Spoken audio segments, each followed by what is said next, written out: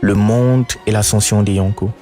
Pendant ce temps, en dehors d'Elbaf, le reste du monde, qui pour la plupart ignore ce qui se passe sur Elbaf, continuera d'avancer à un rythme incroyable.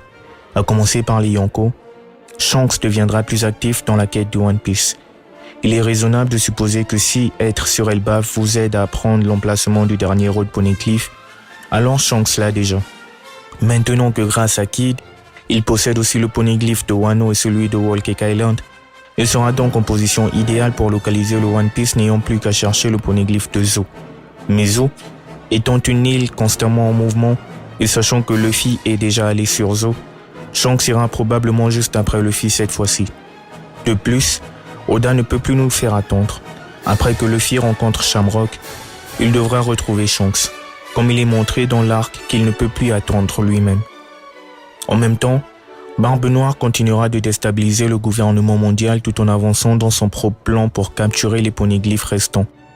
Ayant en sa possession Garp, il est possible qu'il contacte la Cross Guild ainsi que le gouvernement mondial pour des raisons évidentes.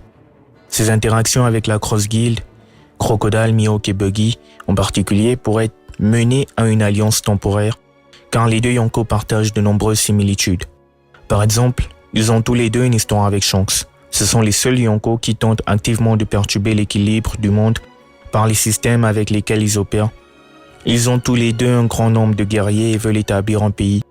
Barbe Noire en rejoignant le gouvernement mondial et la Cross Guild suivant le plan de Crocodile qui est de créer un pays militaire puissant. De plus, Moria et Hancock rejoindront probablement la Cross Guild. Et si Tinch ne remet pas Garp au gouvernement mondial, ils pourront utiliser l'aptitude de Moria pour mettre l'ombre de Garp dans, je ne sais pas, Horse Junior ou un autre puissant guerrier décédé, même par Blanche peut-être. Et comme ils cherchent activement le One Piece, Barbe Noire qui possède les mêmes poneglyphes que Luffy grâce à l'eau et leur petit voyage sur Whole Cake Island, pourra partager cette information avec Buggy. Ce qui les emmènera naturellement à poursuivre Luffy aussi pour le dernier poneglyphe. Pourquoi Luffy? Parce qu'en raison de Caribou, Teach sera presque tout ce que Luffy a fait, et s'il ne va pas après Luffy, il devra aller après Shanks. Mais puisque Shanks se déplace discrètement et est difficile à localiser, il sera insensé de partir à sa recherche.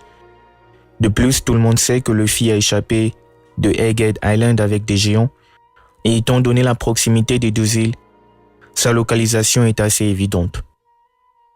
Il est aussi possible que Teach parle à Crocodile de Pluton, car il ne serait pas surprenant qu'il sache quelque chose que nous ignorons.